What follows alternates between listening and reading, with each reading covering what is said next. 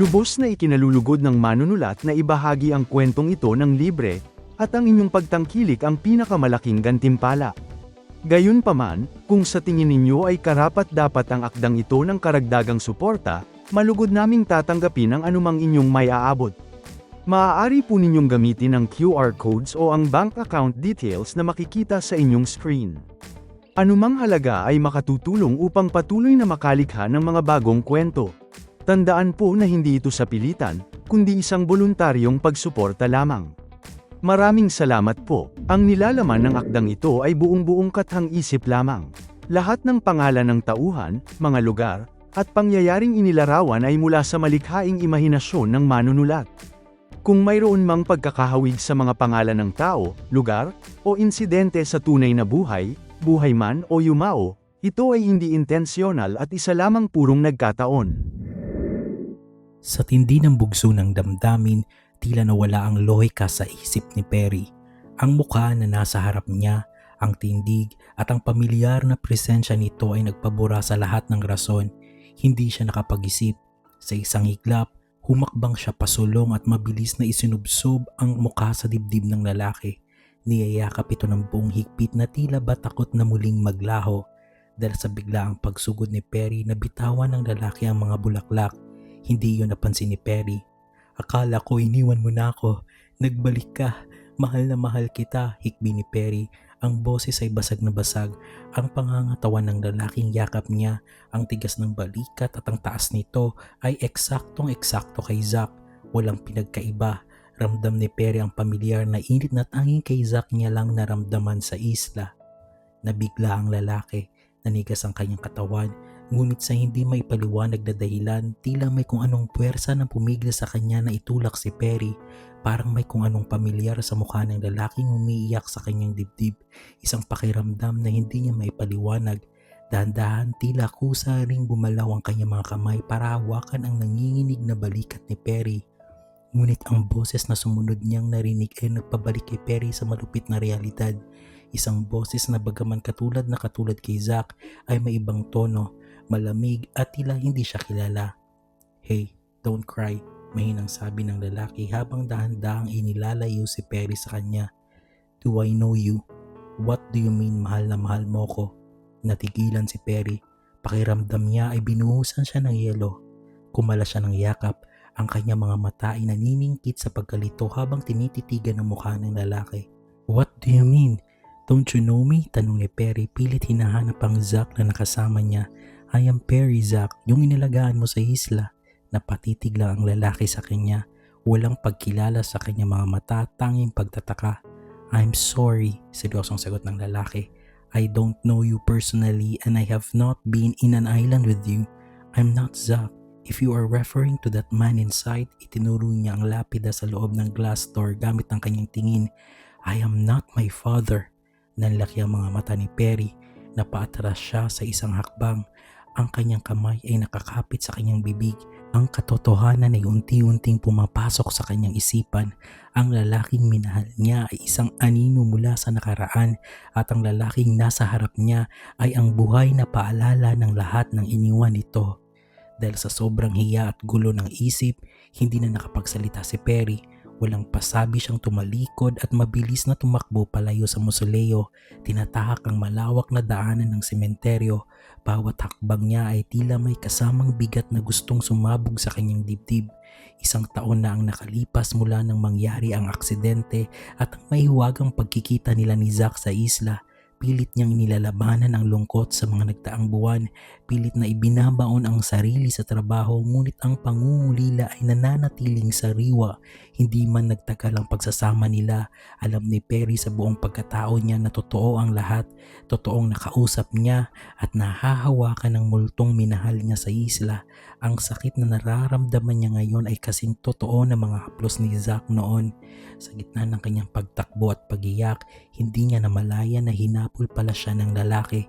Biglang may humablot sa kanyang kanang braso, dahilan upang mapahinto siya at mapaharap dito ng sapilitan. Hey, I didn't mean to offend you. I'm sorry, sabi ng lalaki sa baritono nitong boses. Isang boses na parang musika sa pandinig niya dahil sa pagkakahawig nito kay Zack. Nanigas si Perry sa kinatatayuan. Ang pagkakahawak ng lalaki sa kanyang braso, ang higpit nito at ang init ng balat ay tila isang kidlat na nagdala ng napakaraming alaala. Iyon ang mismong paraan ng paghawak sa kanya ni Zack sa isla tuwing pinapakalma siya nito o sa tuwing may panganib.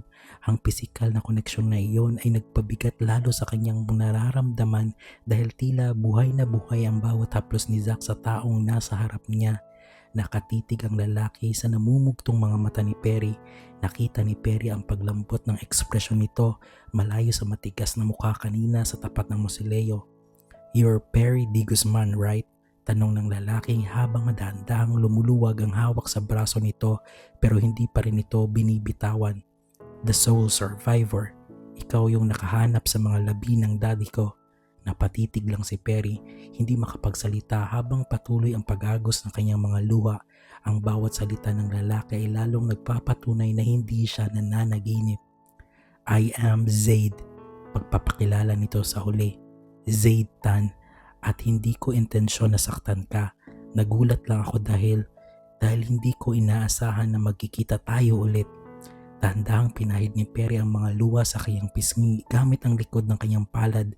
Huminga siya ng malalim para pakalmahin ang kanyang sarili, ngunit nanatili ang kalituhan sa kanyang mga mata. Ulit ni Perry. Ang boses ay paos pa rin.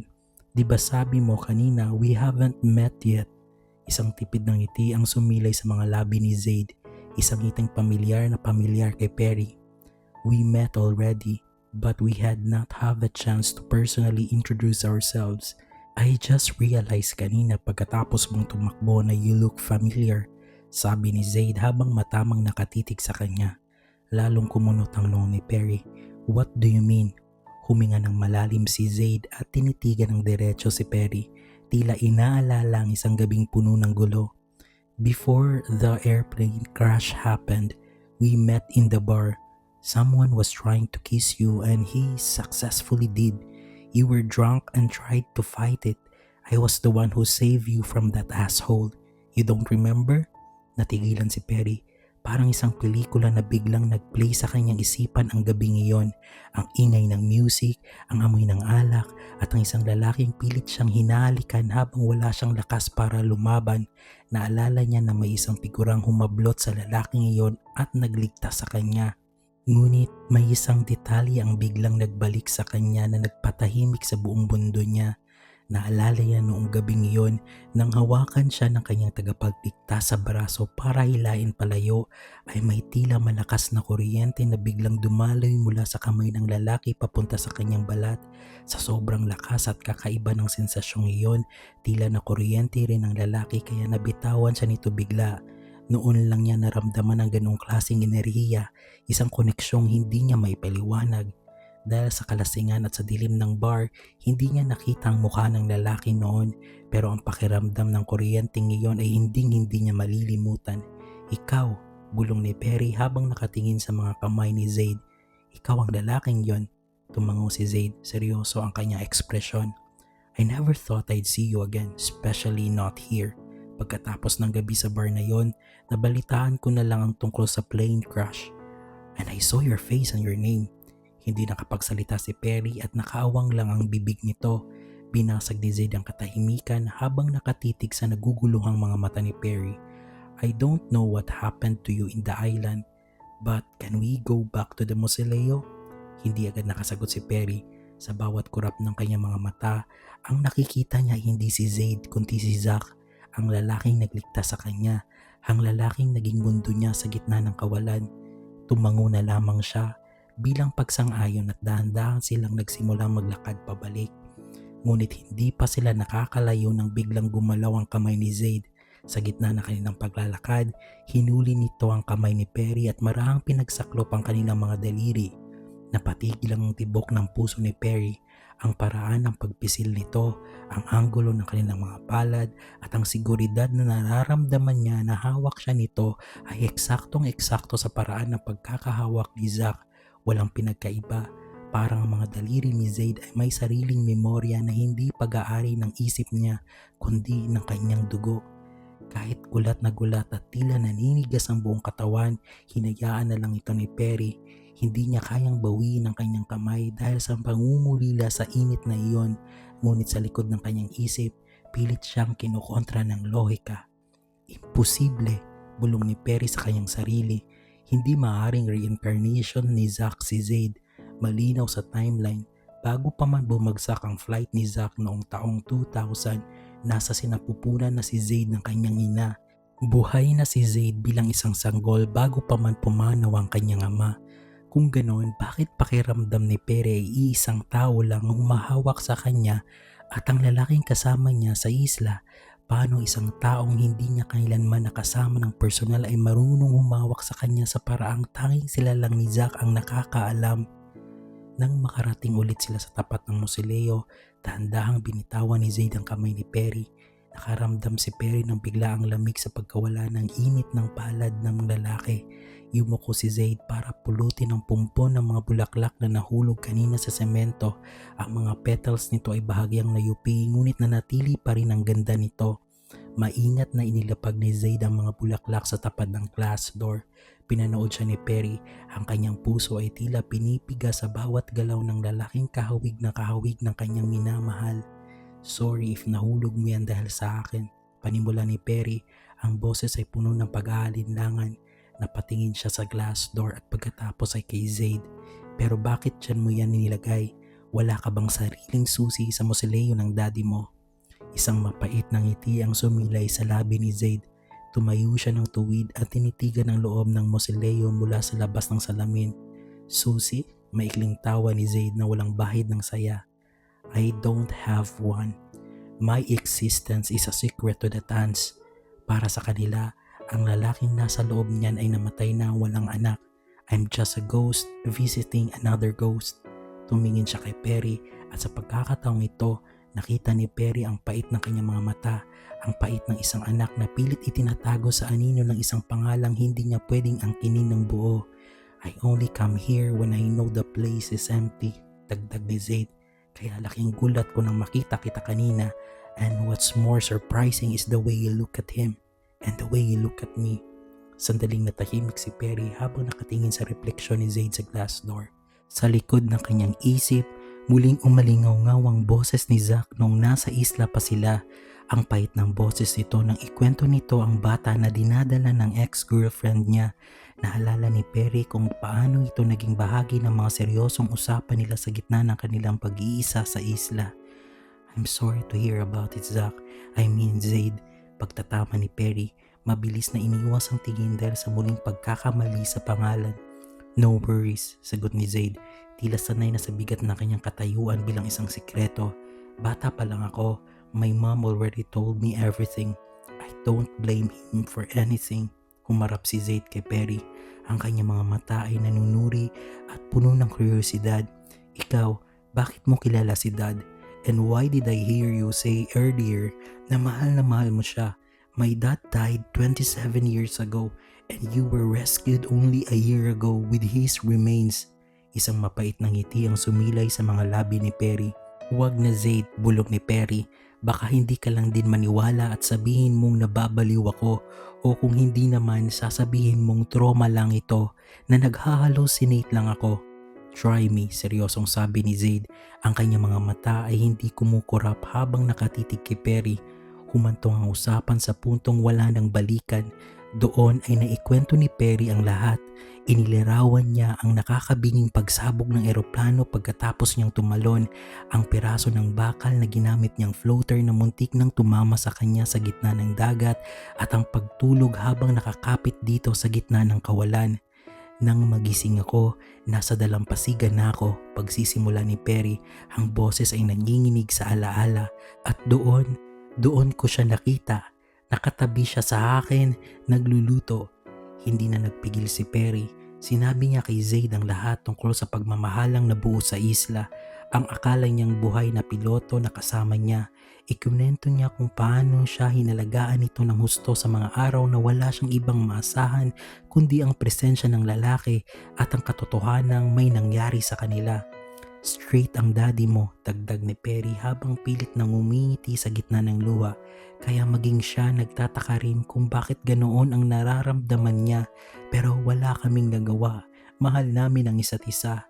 Lalong bumuhos ang iyak ni Perry nang ikwento niya ang gabing dumating ang rescue team, ang gabing nalaman niya ang masakit na totoo, na ang lalaking kasama niya ay matagal na palang pumanaw at ang tanging hiling nito ay maibalik ang kanyang mga labi sa pamilyang Tan. Mahal na mahal ko si Zack, Zaid, sobra. Kahit hindi magtagal ang pinagsamahan namin, alam ko sa buong pagkatao ko, mahal na mahal ko siya, hikbi ni Perry. Tila dinudurog ang kanyang puso sa bawat salitang binitawan. Si Zaid ay nanatiling nakatulala, tila pilit pinoproseso ang imposibleng kwento, ngunit sa halip na pagtawanan o husgahan si Perry, dahan-dahang lumapit si Zaid at niyakap siya ng mahigpit. "Perry, I believe you," bulong ni Zaid sa kanyang tenga. Ang init ng katawan nito ay muling nagparamdam kay Perry ng proteksyong naramdaman niya sa isla. "Nandito naman ako." Napatigagal si Perry. Nanigas siya sa loob ng mga braso ni Zaid, gulat na gulat sa narinig at sa bilis na pagtanggap ng lalaki sa kanyang baliw na kwento.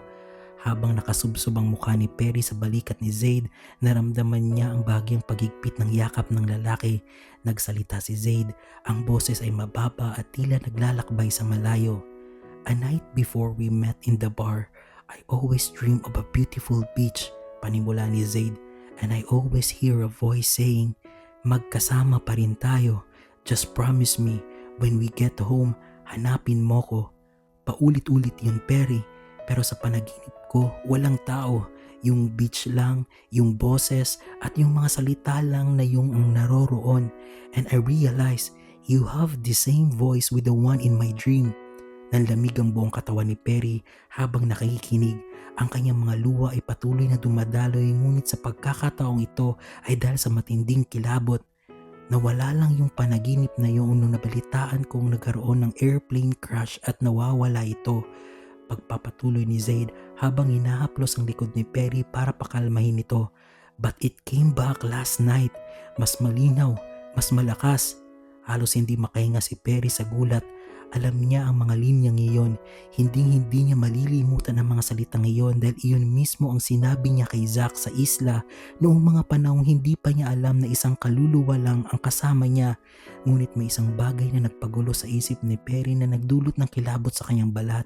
Ang sabi ni Zaid, nagsimula ang mga panaginip na iyon before the accident happened. Paano? Tanong ni Perry sa kanyang sarili. Paanong narinig ni Zaid sa panaginip niya ang mga salitang sasabihin pa lang nito sa kanyang daddy? Tila pa bago pa man bumagsak ang eroplano, may bahagi na ng kaluluwa ni Zack ang pilit na kumukonekta sa kanyang anak, o baka naman ang tadhana ni na Perry at Zaid ay nakasulat na bago pa man sila pagtapuin ng tadhana. "Perry," tawag ni Zaid nang mapansing hindi na nakakibo ang lalaking yakap niya. "Are you okay?" Dahan-dahang kumalas si Perry sa yakap ni Zaid. Pakiramdam niya ay masyado nang mabigat ang mga revelasyong natuklasan niya sa loob ng isang hapon. "Sorry Zaid, aalis na ako," bulong niya habang mabilis na pinunasan ang mga huling bakas ng luha ng kanyang pisngi. "Hatid na kita sa sasakyan mo," alok naman ni Zaid. Hindi na nakipagtalo si Perry at tumanguna lang siya bilang pagsang-ayon. Habang naglalakad sila sa gitna na naglalakihang mga puntod patungo sa parking area, biglang inakbayan ni Zaid si Perry. Sa bawat hakbang, naramdaman ni Perry ang pamilyar na bigat at init ng bisig na iyon. Hindi lang ito basta akbay, ito ang eksaktong presensya ni Zack na tila sumapi sa katauhan ni Zaid. Mali ito, paulit-ulit na sigaw ng isip ni Perry, ngunit ang kanyang puso ay tila ayaw kumalas sa pamilyar na pakiramdam. Nang makarating na sila sa tapat ang sasakyan ni Perry, huminto sila. "Salamat Zaid, nice meeting you," sabi ni Perry, pilit na pinapatatag ang boses kahit pa ang totoo ay gusto ninyang tumakbo palayo sa lito. Tumingin lang sa kanya si Zaid, ang mga mata ay may lalim na tila nakikita ang buong pagkatao ni Perry. Dahan-dahan itong lumapit sa kanya, sapat na para maramdaman ni Perry ang hininga nito. "I am looking forward to see you again. My home," mahinang sabi ni Zaid. Bago pa man makapag-react si Perry sa huling dalawang salitang binitawan ng lalaki, ay naramdaman na niya ang malambot na halik ni Zaid sa kanyang pisngi. Isang halik na magaan ngunit nag-iwan ng kahit anong pakiramdam sa puso niya. Pagkatapos noon ay tumalikod na si Zaid at naglakat palayo nang hindi na lumilingon. Napahawak na lang si Perry sa kanyang pisnging hinalikan na natiling nakatayo sa tabi ng kanyang sasakyan habang nakatulala sa papalayong si Zaid. Ang kanyang utak ay sumisigaw ng katanungang hindi niya alam kung may sagot. Si Zaid ba ang kaharap niya o sadyang hindi pa siya binibitawan ni Zack? Ilang araw na ang lumipas mula nang huling magkita sina Perry at Zaid sa sementeryo. Sa bawat gabing nagdaan, tila isang sirang plaka sa isip ni Perry ang boses ni Zack at ang mga titig ni Zaid. Pinaglalaruan ba siya ng tadhana? Bakit sa dami ng tao sa mundo, ang anak pa ni Zack ang kailangang magpakita sa kanya at magparamdam ng mga bagay na akala niya sa isla lang posible? Para aliwin ang sarili at hindi mabaliw sa kakaisip, ibinuhos ni Perry ang lahat ng oras niya sa kanyang restaurant. Bagamat may na-hire na siyang head chef pagkalipas ng isang taon, hindi siya basta-basta nanunood lang. Suot ang kanyang puting polo na pang-chef.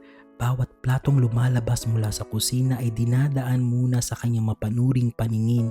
Bago ito isilbi, sinisiguro niyang perpekto ang presentasyon at tama ang timpla. Sinusuri niya ang quality ng bawat pagkain na tila ba doon nakasalalay ang kanyang buhay.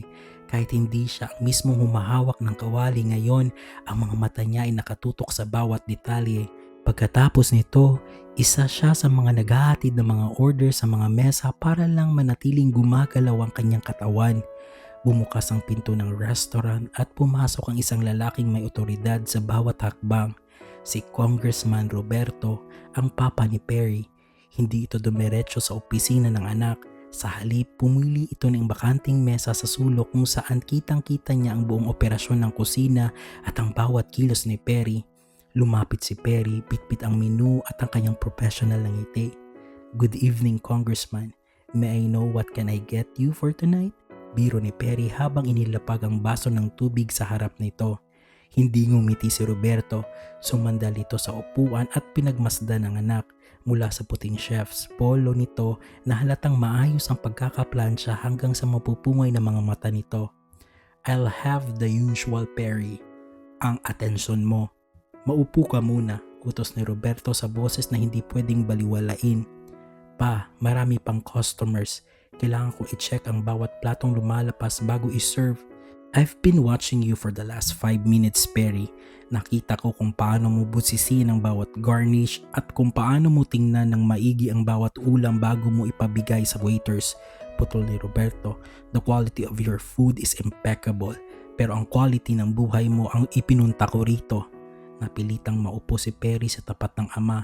Ramdam niya ang bigat ng titig nito, ang titig na sanay kumilatis ng mga tao sa kongreso. "Isang taon na, Perry. Isang taon na mula nang ma-rescue ka," panimula ni Roberto. "Sabi mo sa akin noon, Pa, I'm okay now. Pero bakit sa tuwing tinitingnan kita, parang hindi ka pa rin talaga nakabalik? Your body is here, checking plates, serving people, pero ang mga mata mo, parang laging may hinahanap." Napahigpit ang hawak ni Perry sa hawak niyang order slip. "I'm just dedicated to my work, Pa. I love this restaurant." "Don't use your passion to hide your pain, anak. Congressman ako. Sanay ako sa mga taong nagtatago ng totoo sa likod ng magagandang salita." Seryosong saad ni Roberto. "Tell me, ano ba talaga ang pilit mong nililimot sa pagtatrabaho ng sobra? O baka dapat kong itanong, sino ang bumabagabag sa'yo?" Natigilan si Perry. Ang talas ng kanyang papa ay palaging tumatagos sa kanyang pader. Paano niya sasabihin na ang multo ng nakaraan at ang realidad ng kasulukuyan ay nagtatagpo sa mukha ng isang lalaki? Sa gitna ng seryosong usapan ni Perry at Congressman Roberto, biglang bumukas ang pinto ng restaurant. Isang katahimikan ang bumalot sa paligid habang ang lahat ng mata ng mga customers ay napako sa taong kapapasok lang. Isang lalaking nakasuot ng pilot uniform ang pumasok, hawak ng isang bouquet ng napakagandang mga bulaklak na halatang mamahalin. Ang bawat hakbang nito ay puno ng kumpiyansa at ang puting uniforme nito ay tila kumikinang sa ilalim ng mga ilaw ng restaurant. Napahinto ang hininga ni Perry. Ang lalaking nasa harap niya ngayon ay tila isang buhay na imahe mula sa nakaraan. Taglay nito ang matingkad at matikas na pangangatawan na perpektong dinala ng kanyang uniforme. Malapad ang mga balikat at tuwid na tuwid ang tindig. Eksaktong-eksakto sa tikas ng kanyang daddy na si Zack. Bakas na bakas sa kanyang muka ang dugong Filipino-Chinese. Ang kanyang mga matang singkit na tila laging nakangiti ay may talim na nakakaakit. Bumabagay ang kanyang matangos na ilong at mapuputing balat. Ang kanyang panga ay tila hinulma ng sining, matikas at puno ng otoridad. Ang kanyang kagwapuan ay hindi lang basta nakakasilaw, may dala itong kakaibang dating na nakakapanglambot ng tuhod. Natigilan si Perry, ang kanyang mga mata ay nanlaki habang nakatitig sa lalaki. Napansin ni Congressman Roberto ang biglang pananahimik at kakaibang reaksyon ng kanyang anak. Dahan-dahang lumingon ang congressman para tingnan kung sino ang kumuha ng atensyon ng anak. Nakita niya ang lalaking piloto na nakatayo malapit sa kanilang mesa. May matamis na ngiti sa mga labi habang diretsyong nakatingin kay Perry. Muling ibinalik ni Roberto ang tingin sa anak, pagkatapos ay sa lalaki at muli ay kay Perry. Isang mapaglarong ngiti ang sumilay sa mga labi ng congressman. Ang kanyang mapanuring mata ay biglang nagkaroon ng kislap ng aliw. Now I know, mahinang sabi ni Roberto, sapat na para marinig ni Perry. Sumandal siya sa kanyang upuan at tinaasan ng kilay ang anak. Palapitin mo yung mandiligaw mo para matest ko na. Halos mabulunan si Perry. Pa, hindi ko siya. Ngunit huli na ang lahat. Ang matikas na piloto ay lumapit sa kanilang mesa, dala ang mga bulaklak at mga presensyang tila nang galing sa isang panaginip na pilit nililimot ni Perry. Good evening, Perry. Flowers for you. Malambing ngunit baritono sabi ni Zaid. Hindi nakapagsalita si Perry. Tila umurong ang dila niya habang tinatanggap ang naglalakihang mga bulaklak. Ang bango ng mga ito ay humalo sa amoy ng kanyang restaurant, ngunit mas nangibabaw ang presensya ni Zaid na nasa harap niya. Dahan-dahang ibinaling ni Zaid ang kanyang tingin kay Congressman Roberto, hindi baka sa kanya anumang kaba sa harap ng makapangyarihang politiko. Good evening, Congressman De Guzman. I am happy to meet you, sir. I am Zaid Tan. I hope you don't mind my presence here at sana hindi ako nakadistorbo sa inyo ng anak nyo. Wika ni Zaid na ang boses ay kalmado, suabe at lalaking-lalaki habang nilalahad ang kamay nito sa butihing congressman. Tinanggap naman ito ng congressman para makipagkamay. No, iho. Actually, I am glad that you visited. At least now I know why my son seems not in himself lately. Sagot ni Roberto na may makahulugang tingin kay Perry. I wonder, a pilot in the pilot's stable. I wonder that too. That is why I am here, sagot ni Zaid. Ang mga matang singkit ay kumikislap sa ilalim ng ilaw. Nice meeting you too, Captain Zaid. But really, you wonder that too? Hamon ng congressman. No sir, not really. Diretsyong sagot ni Zaid habang nakatitig na ngayon kay Perry. I am here to know your son more and he allows me to court him. Napanganga si Perry sa pinagsasabi ni Zaid. Gusto niyang bawiin ang sinabi nito pero sa harap ng kanyang papa, hindi niya magawang mag-eskandalo. Samantala, isang malapad na ngiti ang sumilay sa mukha ni Congressman Roberto. I like your guts, iho. However, make sure you take good care of my son. If you hurt him, I am not sure what can I do to someone who hurts my family. Seryosong babala ng ama, ang boses ay puno ng mapagprotektang pagmamahal. Ngumiti ng kalmado si Zaid, tila hindi natitinag sa banta ng congressman. Nope sir, I am serious. Good. Tumayo ang congressman at tinapik ang balikat ni Zaid bago bumaling sa anak. Actually, I'm not going to eat here. My plan was just to visit you. Your mom prepared a meal for me back home. I think I will leave you both. Nakipagkamay ang congressman kay Zaid ulit bago tuluyang naglakad palabas. Naiwan ang buong restaurant na tila tumigil ang oras. Ang mga tao sa paligid ay kanina pang pasimpleng nanonood, lalong-lalo na kay Zaid na ang lakas ng dating sa suot niyang uniforme. Nang tuluyang makalabas ang congressman, ibinaling ni Zaid ang kanyang tingin sa paligid ng restaurant bago muling tumitig kay Perry. So, this is your restaurant, the pilot's table. In honor of my father, mahinang sabi ni Zaid, sapat na para mapabilis muli ang tibok ng puso ni Perry. Lalong nagulat si Perry. Alam niyang marami siyang naikwento tungkol sa isla noong huli silang nagkita, pero sigurado siyang hindi niya nabanggit kung bakit iyon ang ipinangalan niya sa kanyang negosyo. Paano nito nalaman? Hindi na lang kumibo si Perry para itago ang kanyang pagkalito. "Have a seat, Captain Zaid," anyaya ni Perry. Ngunit pagkabanggit sa salitang captain, bigla siyang napahinto. Parang may bumara sa kanyang lalamunan nang maalala ang mga panahong tinawag niyang captain si Zack sa dalampasigan ng isla. Napansin ni Zaid ang kanyang pag-aalinlangan. "Napahinto ka, Perry. I hope you don't mind the uniform. Galing lang kasi ako sa long flight tapos dumiretso na ako rito. I hope you like the flowers." Bumuntong hininga si Perry. Pilit na ibinabalik ang sarili sa realidad. Kailangan niya maging matatag. "Okay, again Captain, have a seat," sabi niya. Pilit na nilalabanan ang mapang-akit at pamilyar na presensya ni Zaid. Umupo ang matikas na piloto. Tinawag ni Perry isang waiter at inabot ang mga bulaklak dito. "Dalhin mo ito sa opisina ko." Maikli niyang utos na agad namang sinunod ng waiter. Nang sila na lang muli ang magkaharap, kinuha ni Perry ang kanyang order slip, pilit na hindi tumitingin ng diretso sa mga singkit na mata ni Zaid. "So Captain Zaid, what is your order?" tanong ni Perry. Ang boses ay seryoso at formal bagamat ang kanyang puso ay tila nakikipagkarera sa kaba. "If I order, will you cook for me? I have been wanting to eat your best seasoned fish." Nakangiting sabi ni Zaid. Ngunit ang bawat salita niya ay tila sumasaksak sa puso ni Perry. Hindi makapagsalita si Perry. Unti-unting nangingilid ang luha sa kanyang mga mata na pilit niyang pinipigilan. Binwanting, pabulong niya sa sarili. Sa isang saglit, bumalik siya sa dalampasigan ng isla. Naalala niya kung paano niya maingat na nilagyan ng tubig dagat ang isda para magkaroon ito ng tamang alat. Isang putahe na kailanman ay hindi natikman ni Zack.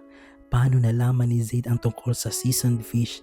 Nagkataon lang ba dahil ito ang bestseller sa restaurant niya o may mas malalim pang dahilan kung bakit ito ang hinahanap ng lalaki? "Oh, sorry. Did I say something wrong?"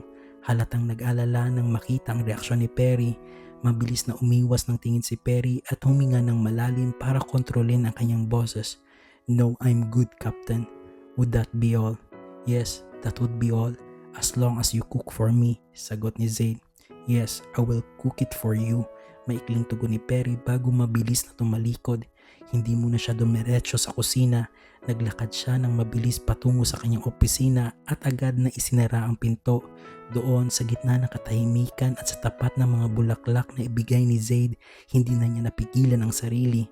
Napahawak siya sa mesa at doon na pumatak ang mga luhang kanina pa gustong kumawala. "Zack, I miss you so much," bulong niya sa pagitan ng kanyang pag-ikbi. Pagkapasok sa kusina, hindi na nag-aksaya ng oras si Perry. Nilagpasan niya ang kanyang mga staff at dumiretso sa kanyang station. Kumuha siya ng sariwang isda, ang pinakamagandang klase para sa gabing ito. Habang hinahanda niya ang mga sangkap, tila kusa ang bawat galaw ng kanyang mga kamay. Kinuha niya ang bote ng specially prepared sea salt solution, ang timpla na hango sa alat ng dagat na ginawa niya noon sa isla.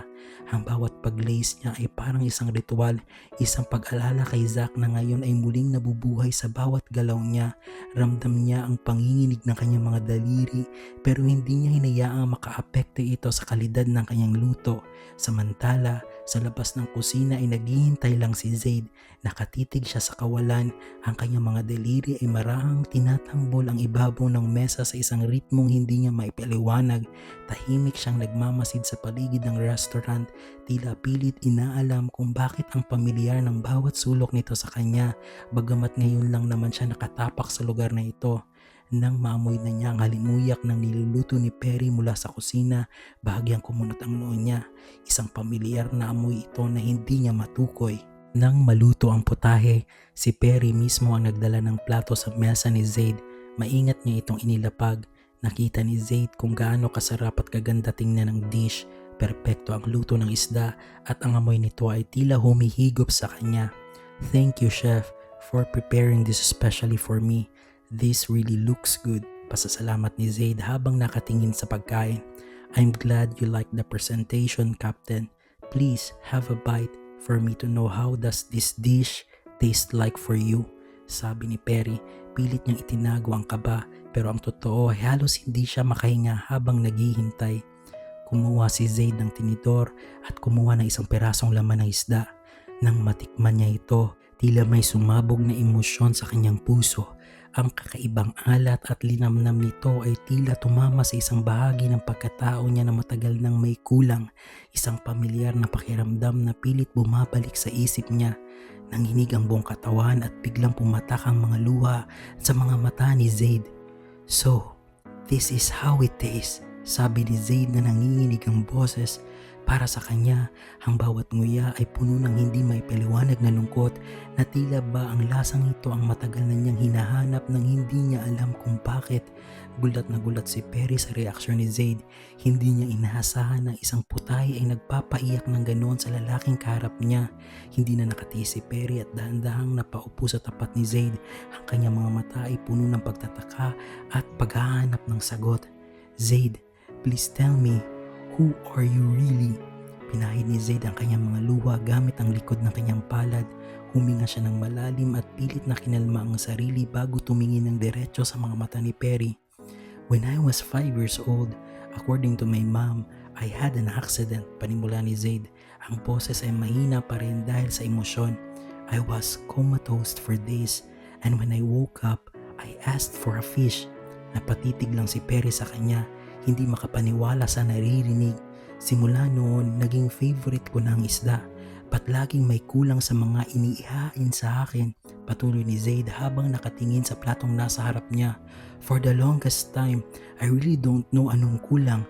I have been to many countries and tried many dishes ng isda.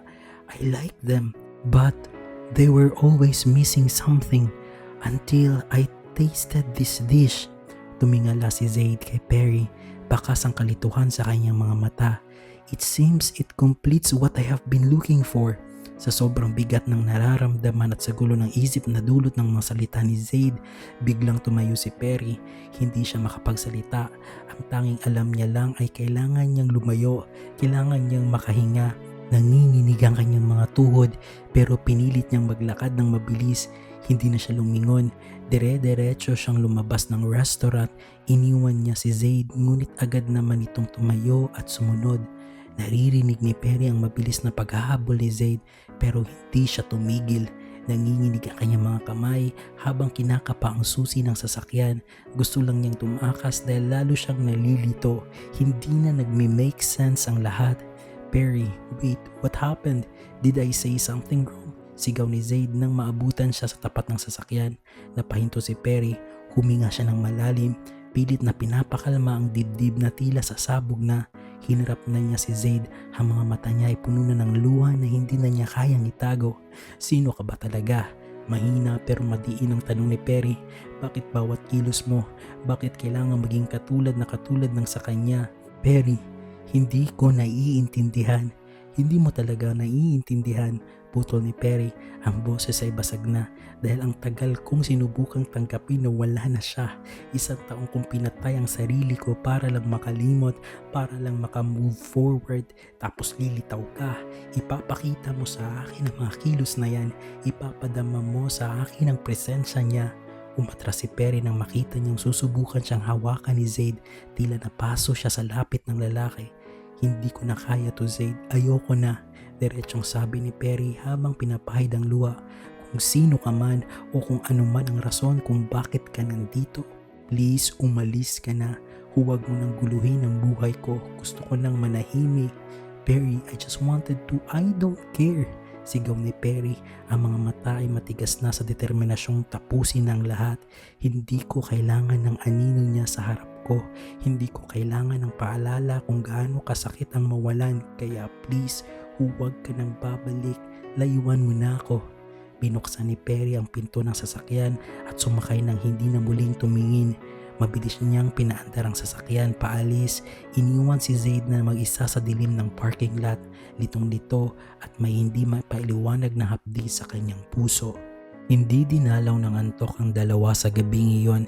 Sa loob ng kanyang silid, iyak ng iyak si Perry. Ang bawat hikbi ay puno ng pagod. Pagod na siyang magtanong at pagod na siyang masaktan sa tuwing nakikita niya kay Zaid ang anino ng nakaraan. Sa kapilang dako, nakatingala lang si Zaid sa kisame ng kanyang kwarto. Malalim ang iniisip, pilit binubuo ang mga piraso ng sarili na tila hindi nagtutugma. Bakit siya naiiyak sa isang pagkain? Bakit tila kilala ng puso niya isang taong kakilala lang niya ng personal? Kinabukasan, hindi pumasok ng restaurant si Perry. Wala namang flight schedule si Zaid kaya minabuti naman niyang pumunta sa puntod ng kanyang mami. "Good morning, mom. How are you there?" Mahinang bati ni Zaid habang nakatitig sa lapida. "Nagkita na ba kayo ni Daddy? Kung oo, please pakibatok naman oh." His son here is struggling with emotions na hindi niya maintindihan. When his remains were back, everything became complicated. Huminga siya ng malalim. Ang boses ay naging maseryoso. "Mom, magugulat ka siguro. I am falling for a man. I don't know why. How I wish you were here, like when I was a child, para may makausap naman ako ng masinsinan." Matapos ang ilang segundong pananatili ay nagpaalam na siya. Sumakay si Zaid sa kanyang sasakyan at nagmaneho patungo sa isang sementeryo kung saan nakalibing ang kanyang daddy. Pagdating ni Zaid sa mausoleo ng kanyang daddy ay sarado pa rin ito. Hindi pa napapalitan ng mga bulaklak sa loob. Wala naman siyang susi dahil hindi naman siya kilala ng pamilya ng kanyang daddy. May dala rin siyang bulaklak. Katulad ng inalay niya sa kanyang mami, nilagay niya ito sa harapan ng glass door. Napansin niya na wala na doon ang bulaklak na dala niya noong nakaraan. Nasa loob na ito at maayos na nakalagay. Napangiti si Zaid. Ngunit laking gulat niya nang may magsalita mula sa kanyang likuran. "So, ikaw pala ang naglagay ng bulaklak dyan sa labas," sabi ng isang babae. "Who are you, iho?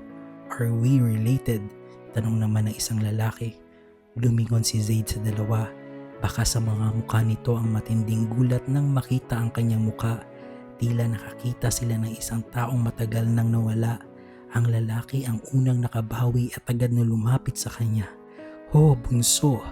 Bigla siyang niyakap nito ng mahigpit. Bakas ang panginginig sa boses dahil sa sobrang emotion. "Miss na miss ka na ni Aya." Ang Aya ay salitang kuya ng mga Filipino-Chinese. Gulat na gulat si Zaid sa biglang pagyakap ng lalaking nasa 60s na. Alam niya kung sino ito, ang kuya ng kanyang daddy. Ang babaeng kasama naman ito ay ang asawa nito. "Tito, I am not daddy. I just look like him," mahinahon na sabi ni Zaid habang dahan-dahang kumakawala sa yakap. Bumitaw ang kanyang tito, bakas ang matinding gulat sa buka. "So, Zach has a son?" Nagsalita din ang babae, tila hindi pa rin makapaniwala. "Why we don't know about it?" Ngunit sa halip na pagdudahan, labis na tuwa ang rumihistro sa mukha ng kanyang tito. "May I know what is your name, iho?" "I am Zaid Tan po," sagot niya. Lalong lumapad ang ngiti ng kanyang tito. "I am Zaid Tan also." "Yes po, I was named after the favorite aya of my dad according to my mom," paliwanag ni Zaid. Muling niyakap si Zaid ng tito niya sa sobrang kagalakan. "Ama and apa will be happy if they know this. We really don't know talaga iho na Zach has a son." Kumalas ang kanyang tito at hindi mapigilan ang mapangiti habang pinagmasdan ng mukha ni Zaid na kamukhang kamukha ng kanyang kapatid. Ngumiti lang si Zaid, ramdam ang init na pagtanggap na hindi niya inaasahan. Lumapit din ang asawa ng kanyang tito at nagpakilala sa kanya ng may malapad na ngiti. Nung araw na ding iyon, sa pamimilit ng kanyang tito ay sumama siya sa ancestral house ng mga Tan. Doon ay nakaharap niya ang kanyang mga lolo at lola na matatanda na ngayon. Pagpasok pa lang niya, tila huminto ang oras para sa dalawang matanda. Napaiyak ang kanyang lola nang makita siya. Hinawakan nito ang kanyang pisngi habang nanginginig ang mga kamay. Kamukhang kamukha siya ni Zach, pulong nito sa gitna ng hikbi. Sa sandaling iyon, panandaliang nawala ang lito ni Zaid. Ang init ng pagtanggap ng pamilyang ito ay sapat na para gumaan ang kanyang loob. Kilalang kilala pala ng kanyang lola ang mami niya dahil naipakilala naman ito noon bilang girlfriend ni Zach bago nangyari ang trahedya. Naibahagi ni Zaid ang kaunting kwento tungkol sa kanyang mga magulang at kung paano hindi siya nakilala ng pamilyang Tan sa loob ng mahabang panahon. "Tan na po talaga ang gamit kong apelyido, bata pa lang ako," paliwanag ni Zaid. "Kahit walang nakapirmang ama sa birth certificate ko, yun na ang nilagay ni mami dahil yun ang nararapat." Siyempre iho, dahil ikaw ay isang tad, sabi ng kanyang lolo habang tinatapik ang kanyang balikat. Hindi na kailangan ng pirma sa papel para makita naming apo ka namin. Ang mukha mo pa lang, sapat na. Naging masaya ang buong hapon. Sa gitna ng tawanan at kwentuhan, ramdam ni Zaid na sa wakas ay nahanap na niya isang bahagi ng kanyang pagkatao na matagal nang nawawala. Pagkatapos ng emosyonal na hapon sa ancestral home ng mga Tan, umuwi si Zaid na may malinaw na layunin. Hindi siya pwedeng magpatuloy na parang walang nangyari. Agad niyang kinuha ang kanyang cellphone at tinawagan ng airline office. I need a 1-month leave. Please don't give me any flight schedules for the next 30 days. Diretso niyang sabi sa head of operations. Nagulat ang kabilang linya at hindi agad pumayag dahil sa dami ng flights, ngunit hindi nagpatinag si Zaid. Okay, then make it effective immediately. I resign. Malamig at seryosong sagot niya. Hindi natatakot si Zaid na mawala ng trabaho. Kahit bago pa man dumating ang pamilyang Tan sa buhay niya, galing din sa marangyang pamilya ang kanyang mami at namanay niya ang lahat ng ari-arian nito, pati ang mga malalawak na farms sa probinsya. Dahil dito, natakot ang airline na mawala ang isa sa mga pinakamagaling nilang piloto.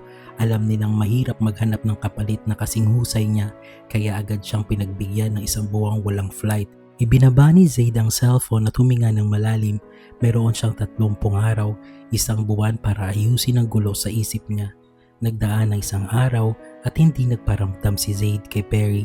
Sa isip ni Perry, baka may flight na ito o baka tuluyan na siyang iniwan dahil na rin sa pagtataboy niya rito noong huli silang nagkita. Iniisip niyang mas mabuti na hanggang ganito para matapos na ang lahat, pero ang totoo, unti-unti siyang dinudurog ng sakit. Hindi umalis si Perry hanggang hindi natatapos ang oras sa restaurant. Sinabihan niya ang kanyang mga staff na siya na ang magsasara ng pinto matapos silang maglinis. Kailangan lang nilang tiyakin na lock na ang kusina at ang pinto sa likod. 2 oras din siyang nanatili sa loob ng kanyang opisina, pilit na ginagawang abala ang sarili sa pagkumpit ng sales para sa buwang iyon para lang hindi siya lamunin ng katahimikan. Pagkalabas niya ng restaurant, natigilan siya. Halos tumigil ang tibok ng puso niya nang makita ang lalaking naghihintay sa kanya sa labas. Si Zaid yun.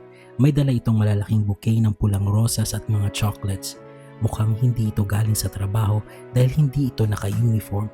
Nakasuot siya ng isang fitted na white polo shirt na bahagyang nakabukas ang 2 botones sa itaas, sapat para bakatin ang matitigas na muscles ng kanyang dibdib at balikat.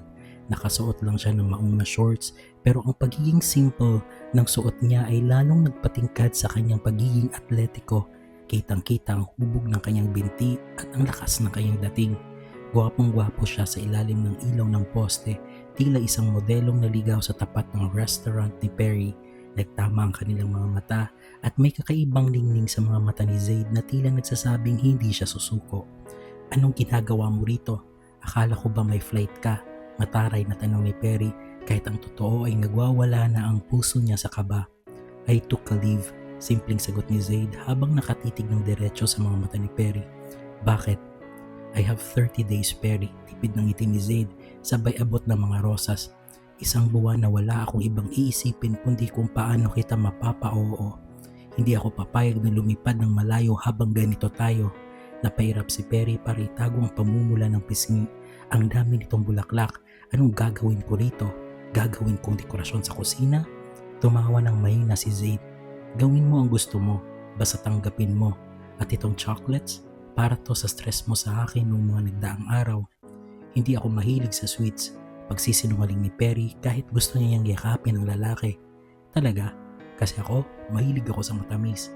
At sa tingin ko, ang pinakamatamis na bagay na pwede kong makuha ngayon ay hindi itong chocolates, kundi ang mapangiti kita.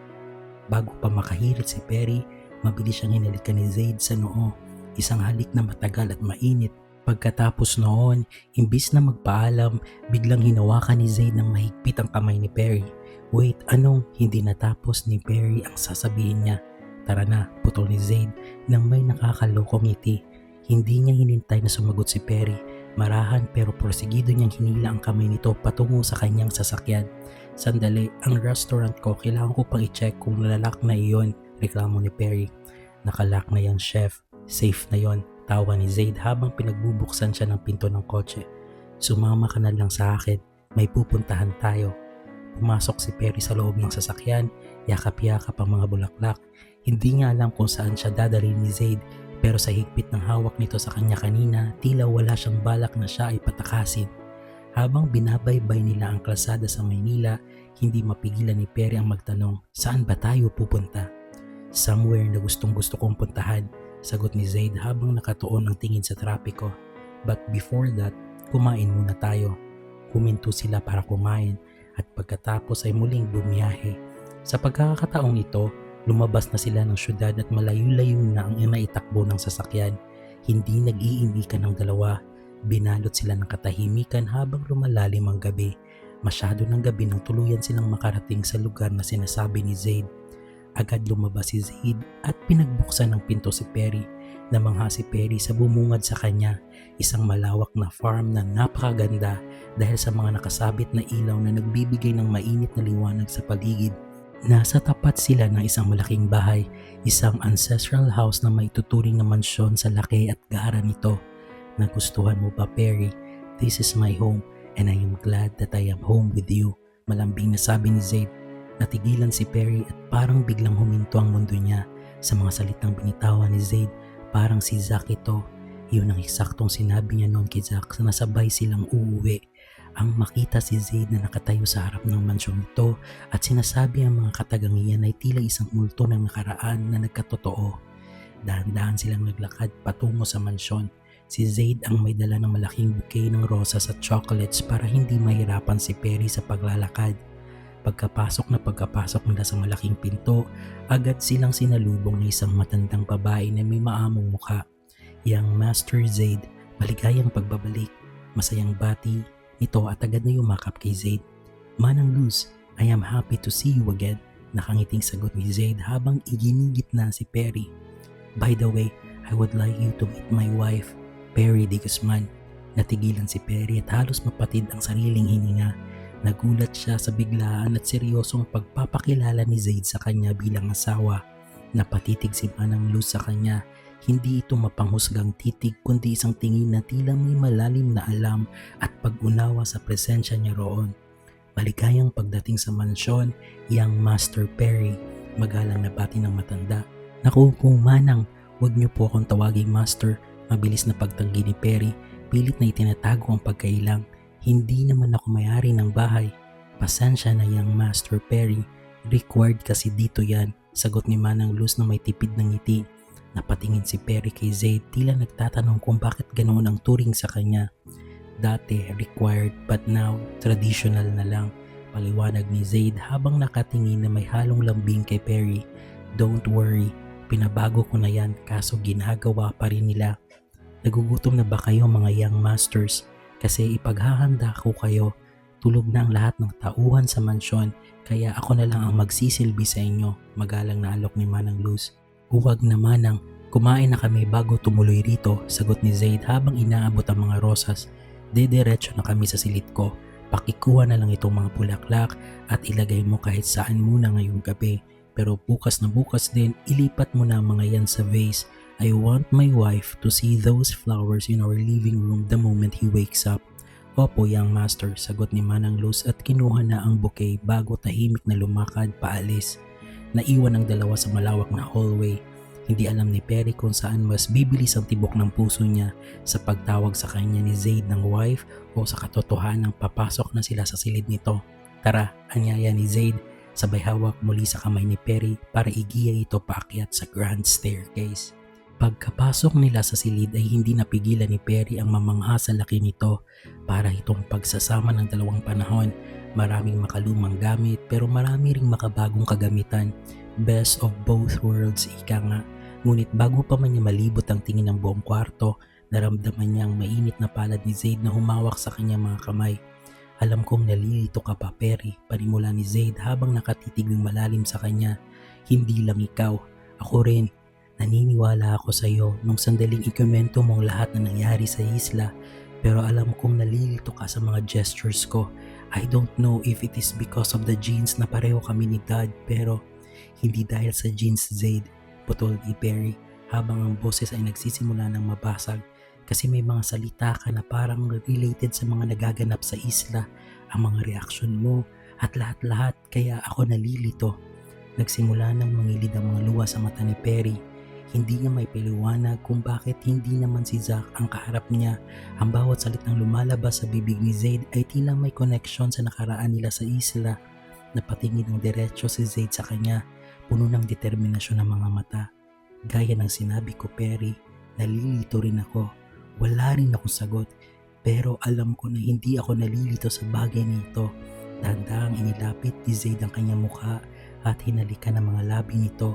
Isang halik na tila naghahanap ng kasagutan. Saglit siyang kumalas, sapat lang para madama ang hininga ng isa't isa. Alam kong mahal kita, bulong ni Zaid bago muling humalik ng mas malalim kay Perry. Ang bawat halik ni Zaid ay hindi lang basta pagpapakita ng pagsuyo, may kasama itong tinti at lalim na tila ba matagal na siyang nangungulila kay Perry. Nang marahan silang humiga sa kama, hindi inalis ni Zaid ang kanyang tingin. Hinawakan niya ang kamay ni Perry at idinikit ito sa kanyang dibdib.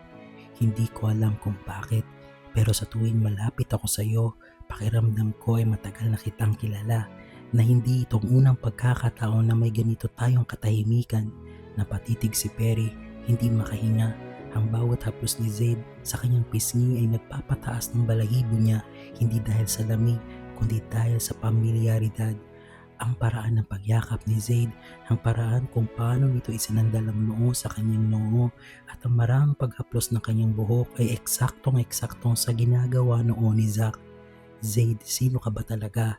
Bulong ni Perry, halos magmakahawa ang boses sa gitna ng kanilang paglalapit. Hindi sumagot si Zaid. Sa halip, mas hinigpitan niya ang yakap at muling sinakop ang mga labi ni Perry na tila ba sinusubukan niyang itago sa mga halik ang mga sagot na hindi niya rin mapailiwanag. Sa bawat sandaling magkadikit sila, tila may kuryenteng dumadaloy na nagpapaalala kay Perry sa nakaraan, pero kasabay nito ay ang takot na baka naglalaro lang ang kanyang isipan. Binalot sila ng init at ng kakaibang koneksyon na tila ba hindi lang pangkatawan kundi pangkaluluwa. Sa ilalim ng kumot, magkayakap silang dalawa habang unti-unting lumalalim ang gabi. Ngunit sa likod ng isip ni Perry, habang nakakapikit at dinarama ang bawat pakinga ni Zaid, nananatili ang katanungan, paano ang isang tao ngayon lang niya nakasama ay kayang magparamdam ng ganoong klaseng lalim. Nang manatili silang magkayakap sa katahimikan, hindi nakatulog agad si Perry. Nakatingin lang siya sa dilim habang nararamdaman ang paghinga ni Zaid. May kung anong bigat sa kanyang dibdib. Isang pakiramdam na ang gabing ito ay simula pa lamang na isang katotohanang mas malaki pa sa kanilang dalawa. Nagising si Perry dahil sa sinag ng araw na tumatago sa malalaking bintana ng silid. Ramdam niya ang bigat ng braso ni Zaid na nakapulupot pa rin sa kanyang bewang. Sa loob ng ilang sandali, nanatili siyang nakatitig sa kisame, sinusubukang ayusin ang gulo sa kanyang isip pagkatapos ng nangyari kagabi. Dandahan, sa takot na magising ang piloto ay kumala si Perry sa pagkakayakap nito. Maingat siyang bumangon, nagbihis at tuluyan ng lumabas ng silid. Pagbaba niya sa grand staircase, kapansin-pansin na buhay na ang mansyon. May mga tauhang tahimik na naglilinis at gaya ng ipinangako ni Zaid, bumungad sa kanya mga rosa sa living room. Ang ganda ng pagkakaayos ng mga ito sa mga antique na vase. Napakaganda nila, diba? Napalingon si Perry, si Manang Lucion. Opo Manang, hindi ko akalain na seryoso si Zaid sa pagpapalagay niyan dito, sagot ni Perry habang lumalapit sa mga bulaklak. Seryoso siyang Master Zaid sa lahat ng bagay, lalo na pagdating sa iyo, sabi ng matanda. Hindi lang naman ang mga bulaklak ang nagpapasaya sa bahay na ito ngayon, yang Master Perry. Napakunot ang noo ni Perry. Ano pong ibig ninyong sabihin? Humakbang palapit si Manang Luz. Ang kanyang boses ay naging mahina pero punong-puno ng kahulugan. May mga kaluluwang hindi nakakahanap ng kapayapaan hanggat hindi nila natutupad ang kanilang pangako. At ikaw ang dahilan kung bakit tila muling tumitibok ang puso ng taong ito. Hinawakan ng matanda ang kamay ni Perry. May gustong ipasabi ang nakaraan niyang Master Perry at alam kong nararamdaman mo rin yun sa tuwing tinitingnan mo siyang Master Zaid. Hindi lang mukha ang namanan nito, pati ang mga bakas na naiiwan sa puso. Anong ibig ninyong sabihin, Manang Luz? Tanong ni Perry. Hindi hinayaang makaiwas ang tingin ng matanda. Ngumiti lang si Manang Luz, yung ngiting tila ba may itinatago pero payapa. Young Master, gusto niyo po ba ng kape o anumang inumin sa umaga? Bumuntong hininga si Perry. Kape, at pwede po ba saluhan ninyo ako, Manang Luz? Kung yan po ang gusto ninyo ay sasaluhan ko kayo. Saan niyo po ba gustong umupo? Mas maganda po sa garden pag umaga. May mauupuan doon. Doon ko na lang ihahatid ang kape natin. Manang Luz, pwede po bang sa iba niyo iutos ang pagtimpla ng kape? Tumitig ng malalim ang matanda kay Perry. Naiintindihan nito na gusto na siyang makausap ng masinsinan ni Perry.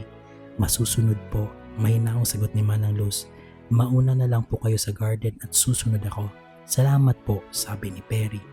Tahimik na naglakad si Perry palabas. Sa bawat pasilyo at pintuan ng kanyang madaanan, halos lahat ng tauhan ng mansyon na makasalubong niya ay huminto sa kanilang ginagawa at magalang siyang binabati. Paglabas niya sa garden, bumungad sa kanyang isang napakagandang tanawin. Ang mga halaman ay maingat na naka-landscape, punong-puno ng makukulay na bulaklak na tila kumikinang sa ilalim ng sikat na umaga. Ang mga damo ay maganda, ang pagkaberde at ang amoy ng basang lupa at sariwang rosas ay humahalo sa malamig na simoy ng hangin. May mga puno na nagbibigay ng tamang lilim, na nagbibigay ng pakiramdam na tila nakatago sila sa sarili nilang mundo. Naglakad siya patungo sa isang antik na bakal na upuan na may maliit at bilog na mesa sa gitna. Naupo siya roon at pinagmasdan ng katahimikan ng paligid habang hinihintay ang matanda. Maya-maya pa ay dumating na si Manang Luz.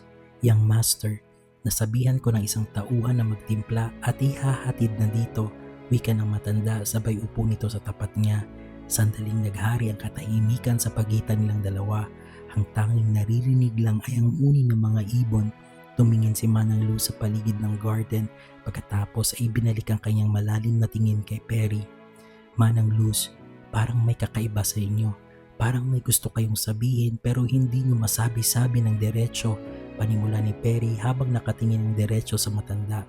Ngumiti si Manang Luz, isang ngiting puno ng pag-unawa.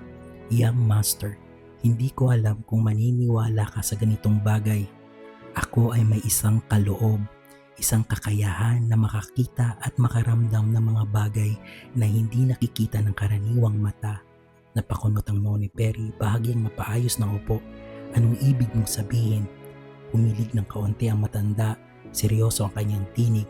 Kaya ko kayong tulungan ni Young Master Zaid sa problema ninyo, sa pagkalito ninyo, kung ano talaga ang nangyari.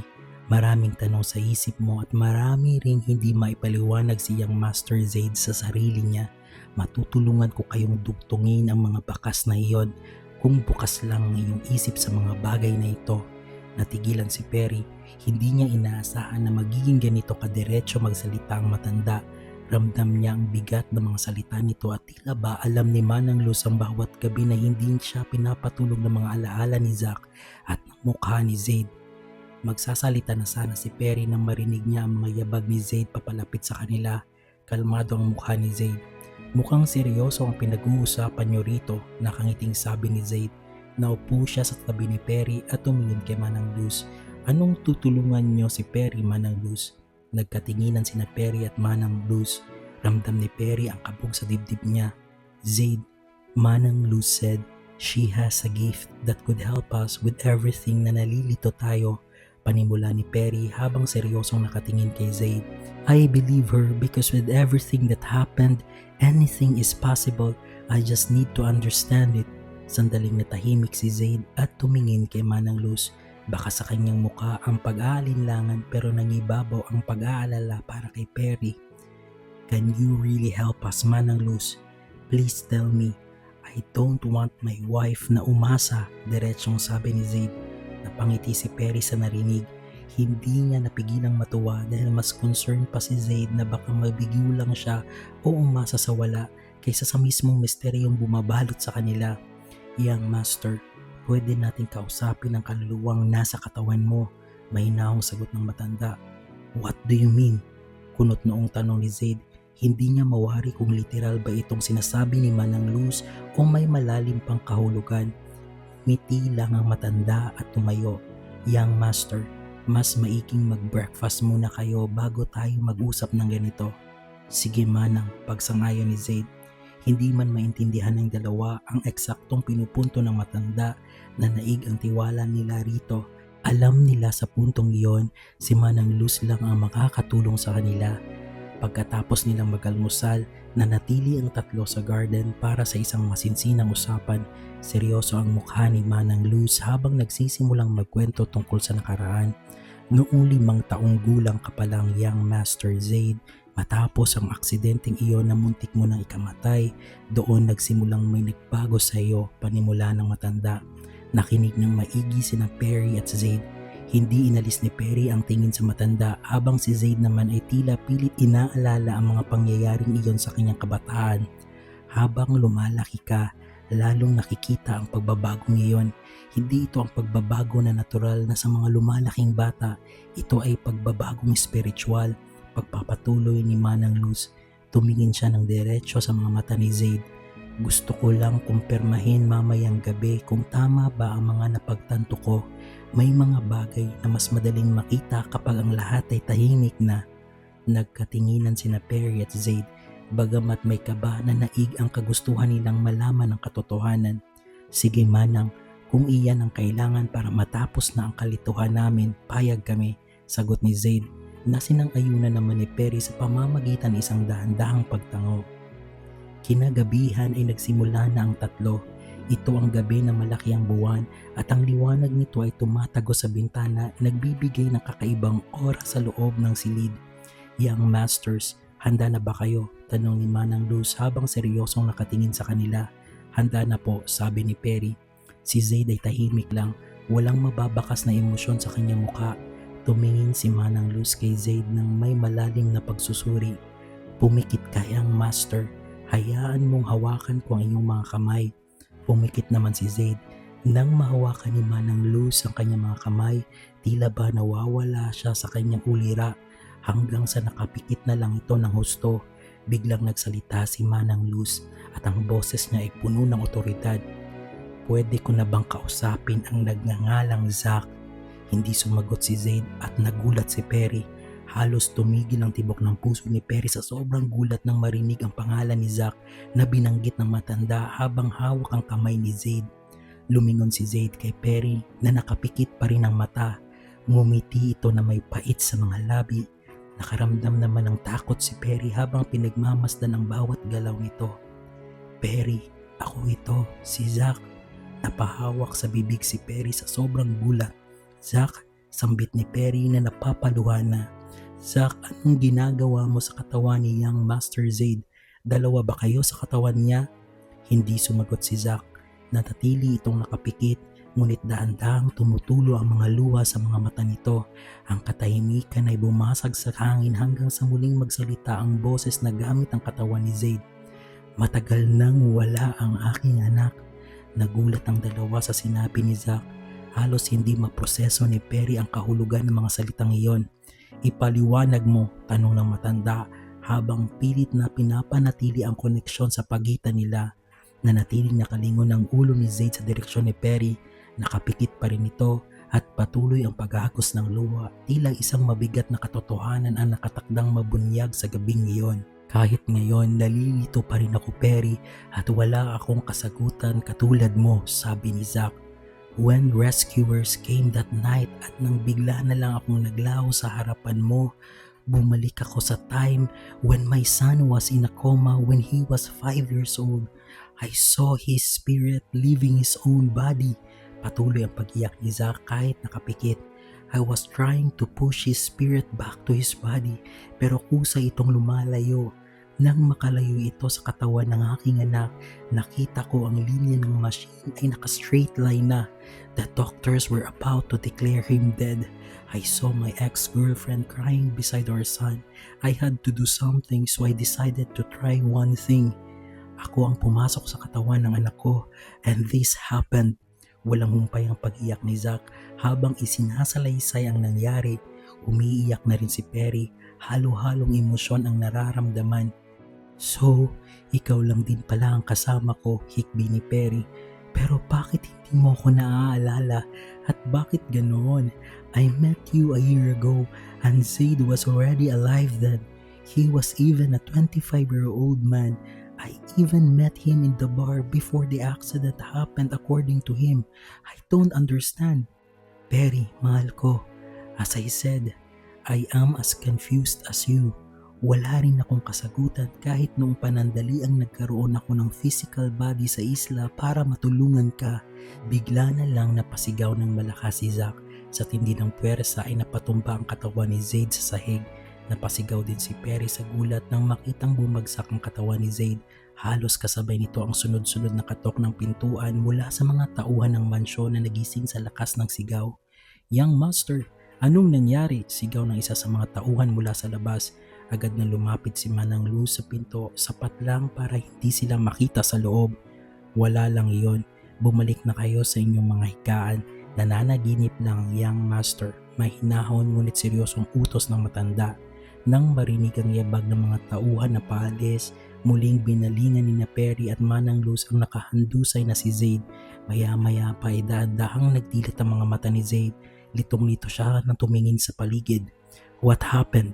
Mahinang tanong ni Zaid habang sapo ang kanyang ulo.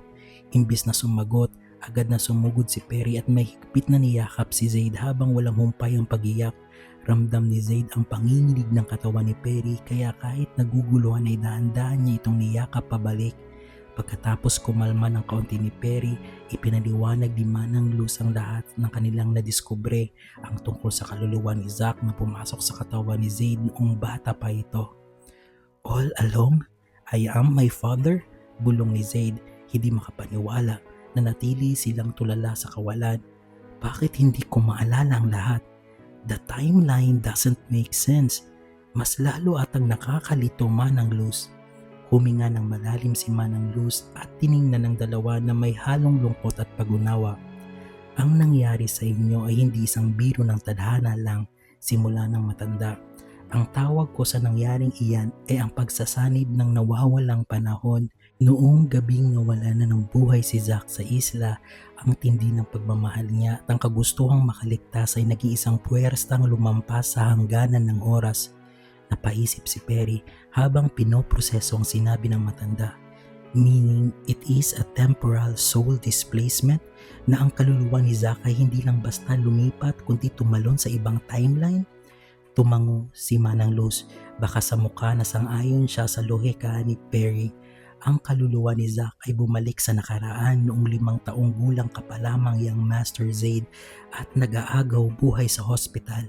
Pinasok niya ang katawan mo para dugtungan ang buhay na dapat ay natapos na. But wait, hirit ni Perry. Bakit kami nagkita ni Zaid sa bar noong nakaraang taon kung nandoon pa si Zack sa isla? That's impossible. Dahil ramdam ko ang islang iyon ay mahiwaga, hindi ito sakop ng normal na oras na alam natin. Mahinahong paliwanag ni Manang Luz. Ang nakita mo sa isla ay ang alingaw-ngaw o ang natitirang bahagi ng pagkatao ni Zack na natili doon para siguraduhin maliligtas ka. Isang lamat sa takbo ng panahon o oras ang nangyari dahil hindi dapat magkasabay ang dalawang anyo ng isang kaluluwa, pero nangyari ito dahil kailangan. Kaya pala, bulong ni Perry, unti-unting nagdudugtong ang mga piraso ng puzzle. Kaya pala, eager na eager si Zack na tulungan ako sa isla noon. Hindi lang pala dahil gusto niyang maiuwi ko ang labi niya. It's because everything was destined to happen. Nakatadhana na magkita kami ni Zaid dito sa hinaharap bago pa man mangyari ang aksidente sa isla. Ang gulo ng time theory na to, Manang, pero nagsisimula na magkaroon ng sense, like a time warp or a residual echo, pagpapatuloy ni Perry. Kaya pala naramdaman namin yung kuryente noong magkahawak ang kamay namin sa bar. It was a soul recognition. Iyon ang pagbabati ng inyong mga kaluluwa, pagpapatuloy ni Manang Luz. Sa sandaling iyon, kinikilala ng kaluluwa ni Zack na nasa loob ni Zaid ang taong mahal niya ng lubusan. Napahawak si Zaid sa kanyang dibdib, dahan-dahang tumatago sa kanya ang katotohanan. Kaya pala ganoon na lang ang nararamdaman ko sa tuwing malapit ako sa iyo, Perry. It was my father's soul reaching out to you all along. Mali ka, Young Master, putol ni Manang Luz sa sinabi ni Zaid. Hindi ang daddy mo ang pilit na lumalapit kay Perry gamit ang katawan mo. Ikaw ang nag-reach out sa kanya dahil ikaw naman talaga ang daddy mo. Naniga si Zaid sa kanyang kinauupuan. Tumingin siya ng may pagkilala sa matanda. So alam mo naman ang Luz, alam mo nang iba ako nung umuwi ako rito galing sa coma. Oo, young master, marahang sagot ni Manang habang may maliit na ngiti. Lalo na nung iyak ka ng iyak dahil gusto mong kumain ng isda. Hindi ka naman kumakain ng isda bago ka na aksidente. Pinakaayaw mo ang mga isda.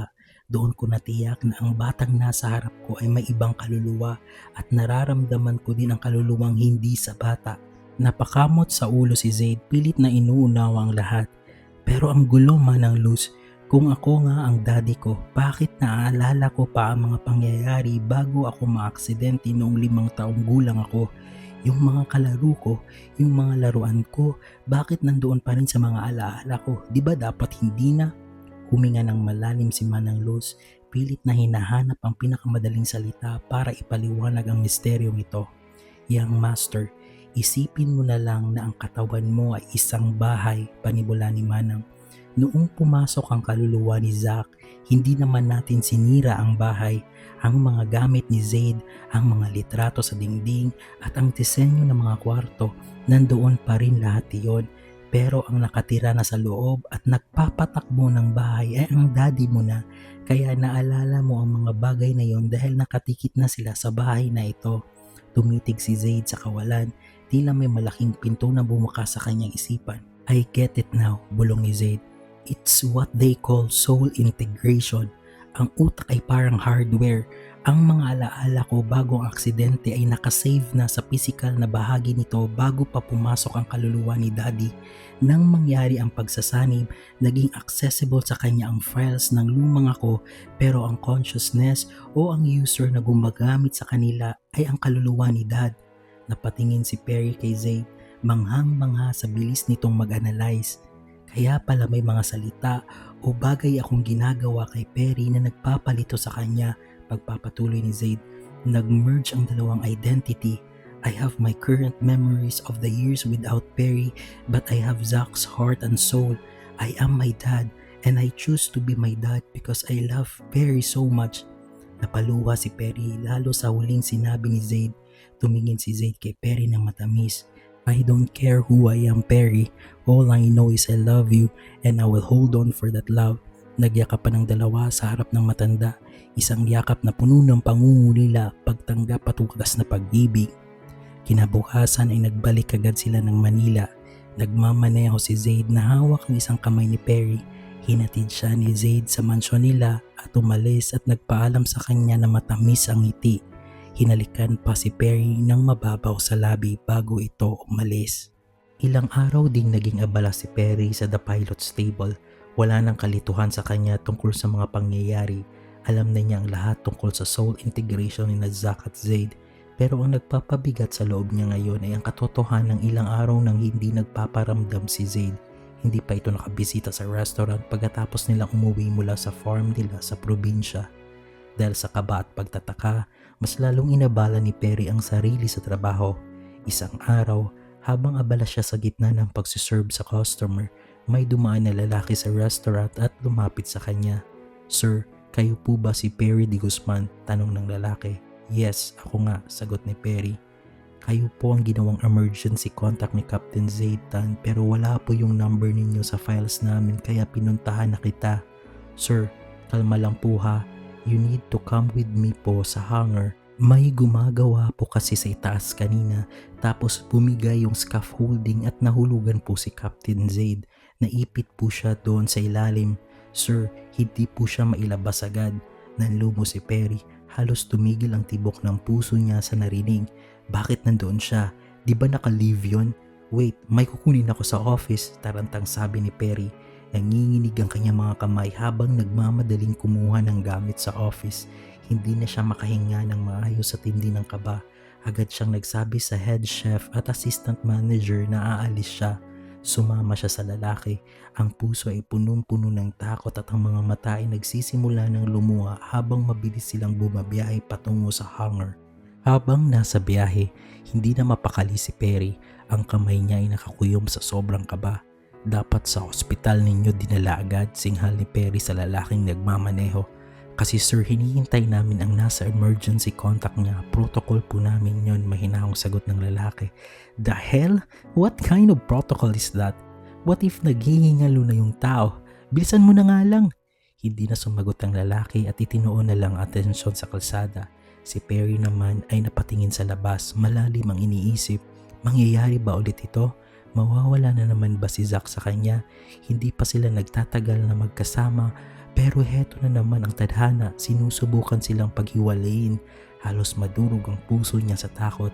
Pagdating sa tapat ng hangar, hindi na hinintay ni Perry na makahinto ng maayos ang sasakyan. Bumaba siya agad at tumakbo ng mabilis patungo sa loob. Hindi na niya hinintay ang lalaki. Sinundan na lang niya ang mga signages na nakapaskil. Ang tanging nasa isip niya ay makita si Zaid na ligtas. Hingal na hingal niyang itinulak ang malaking pinto. Pagbukas niya, biglang tumigil ang mundo ni Perry.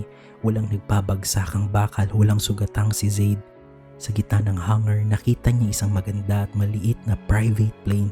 At sa harap nito, nakatayo si Zaid na nakangiti ng napakalapad. Nakasuot ito ng kanyang pilot uniform na lalong nagpatingkad sa kanyang pagiging matikas. Bakat na bakat ang mga muscles nito sa ilalim ng suot na uniform. Ang ngiti nito ay lalong nagpasingkit sa kanyang mga mata. May dala ito isang malaking bouquet ng mga roses na iba't ibang kulay. Sa paligid ang lahat ng mga piloto at technicians ay nakatingin at nakangiti kay Perry. Tila lahat sila ay kasabuat sa disgrasyang naging sorpresa. Dahang-dahang lumapit si Perry kay Zaid. Ang puso niya ay mabilis pa rin tumitibok, pero sa pagkakataong ito, hindi na dahil sa takot kundi dahil sa halo-halong emosyon. Dahan-dahang inabot ni Zaid ang naglalakihang bouquet ng mga roses kay Perry. Pagkaabot ng mga bulaklak, agad na pinalo ni Perry ang balikat ni Zaid, hindi dahil sa galit kundi dahil sa matinding kapanatagan na nararamdaman niya matapos ang halos ikamatay niyang kaba. Takot na takot ako habang papunta rito. Akala ko kung ano nang nangyari sa'yo. Akala ko totoo na, pabulong na sabi ni Perry habang nanginginig pa ang kanyang boses at nagbabadyang tumulo ang mga luha. Ngumiti lang ng kay tamis si Zaid. Hinawakan niya ang mga kamay ni Perry at hinila ito palapit sa kanya bago nagsimulang magsalita sa harap ng lahat. I'm sorry love, I just really wanted to make this moment unforgettable. Panimula ni Zaid. Listen to me. Hindi ko hahayaan na mawala ulit ako sa buhay mo. Hindi na ako aalis. I am home with you now. You are my home. Hinawakan niya ang mukha ni Perry habang bakas sa kanya mga mata ang katapatan. Sa sinabi ko na nga, I don't mind kung sino ako, Zack or Zaid, hindi na yun mahalaga. Ang importante, we will continue loving each other moving forward. We will make new memories and we will make more babies. Naghiyawan at nagtawanan ng mga piloto at technician sa paligid. Kahit hindi nila maintindihan ang tungkol sa pagkatao ni Zack at Zaid, ramdam na ramdam ang kilig na bumabalot sa buong hangar. Lumapit pa ng husto si Zaid at ang kanyang boses ay lalong naging malambing habang bumubulong kay Perry. You know Perry, loving you is like flying an aircraft. Noong wala ka, I was just a pilot drifting through empty skies searching for a place to land. But you are my runway.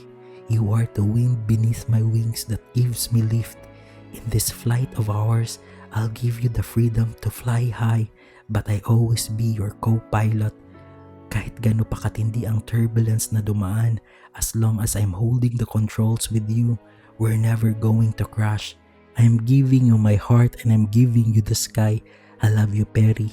Dahan-dahang ibinaba ni Perry ang bouquet ng mga roses sa isang gilid at muling hinarap si Zaid. Hinawakan niya ang kwelyo ng uniform nito at hinila ang lalaki ng mas malapit sa kanya. You really scared me to death. Mahinang simula ni Perry.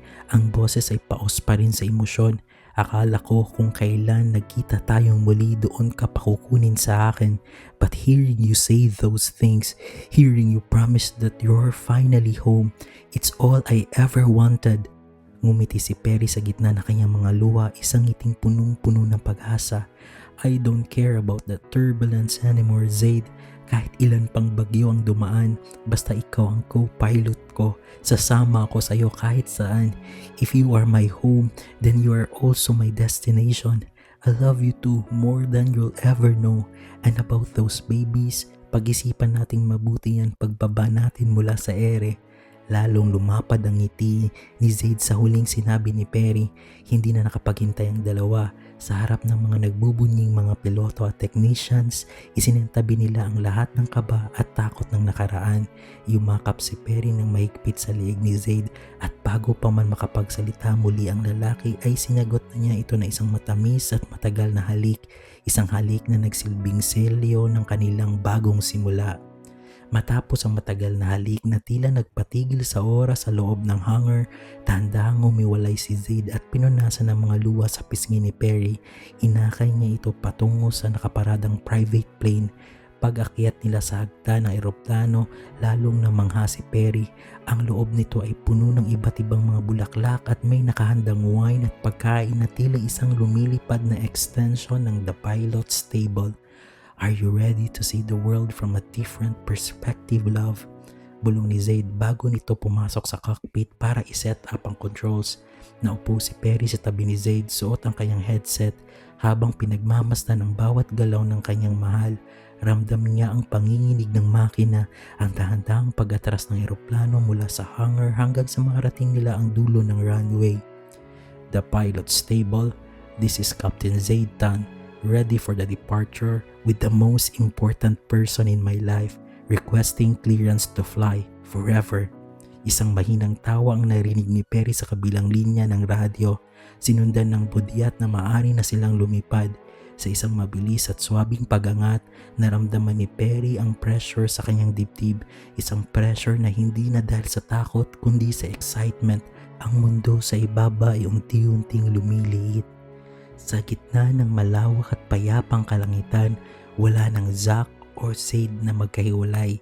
Iisang kaluluwa na lang ang nagpapatakbo sa eroplanong iyon, kasama ang lalaking naging angkla at pakpak nito sa gitna ng unos. Ang kanilang paglalakbay hindi naging madali. Dumaan sila sa pinakamalakas na turbulence ng tadhana. Mga pagkakataong akala nila ay tuluyan na silang babagsak sa lupa. Ngunit sa bawat pagsubok, natutunan nila ang pag-ibig ay hindi lang tungkol sa pananatili sa ligtas na lugar. Ito ay tungkol sa lakas ng loob na lumipad muli kahit pabasag na ang iyong mga pakpak. Habang binabaybay nila ang mga ulap patungo sa hindi pa natutuklas ang mga bukas, alam ni Perry na wala na siyang dapat pang ikatakot dahil sa bawat take-off or landing ng kanyang buhay, may isang piloto na siyang mag-uuwi sa kanya sa tunay niyang tahanan. Sa itaas ng mga ulap, kung saan ang langit at lupa ay tila naghahalikan, doon nila isusulat ang mga susunod na kabanata. Malaya, buo at higit sa lahat, magkasama.